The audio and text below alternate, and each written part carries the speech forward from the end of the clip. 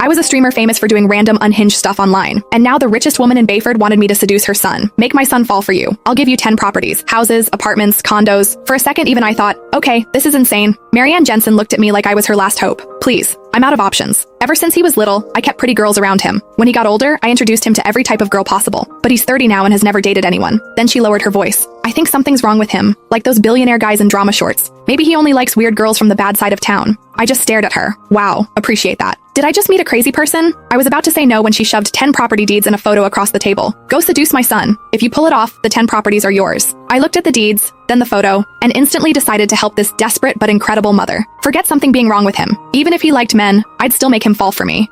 Thanks to Marianne pulling strings behind the scenes, I became the personal assistant to Jace Jensen, Bayford's golden boy. And the first thing he said when he saw me was, "How much did my mom pay you? I'll double it. Now get out." 2 months later, the job was over, but Jace stood there with red eyes crying. How could you use me and throw me away? I don't care. You're taking responsibility for this. How much did my mom pay you? I'll double it. Now get out. I'd barely stepped into Jace's office before he threw that at me. Wow. We spawned straight into nightmare mode. No wonder he was the hardest guy in Bayford to crack. The second I thought about those 10 properties, my motivation came roaring back. Didn't matter how impossible he was. For 10 properties, I'd crawl through hell smiling. I pressed my lips together. You already know your mom paid me to be here, so why waste money offering double? Jace looked a little surprised by how direct I was and finally glanced up from behind his desk. That look practically screamed, "All right, let's see your game." I didn't care. I dropped onto the couch like I owned the place. How about we help each other out? You pretend to be a little interested in me, I get paid and leave, and you get your mom off your back forever. His brows pulled together. Judging by his face, he was 2 seconds away from throwing me out again, so I cut him off first. Relax. I'm professional. I'm not crossing any lines. I shrugged. I'm here for the money, not for men. Jace nearly choked on my answer.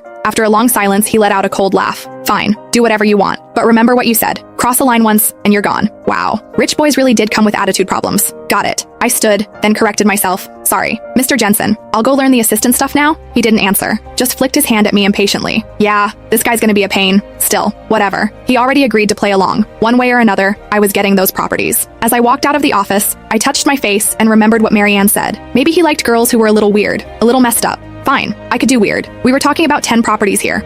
Pride wasn't worth that much. For real estate, my dignity could die peacefully. The secretary outside stood the second she saw me. Ms. Shea, thank you for your effort. I'll walk you out. Huh? I blinked at her. Why would I leave? I work here now. Oh, she froze for half a second before fixing her expression. Sorry, I'm Mr. Jensen's executive secretary, Lisa. I'll show you around and walk you through your duties. Lisa paused before adding, as Mr. Jensen's private assistant, you'll handle his day-to-day needs during work hours. He's very particular about details. He hates being interrupted, and he especially hates unnecessary social interaction. Unnecessary social interaction? I caught that part instantly.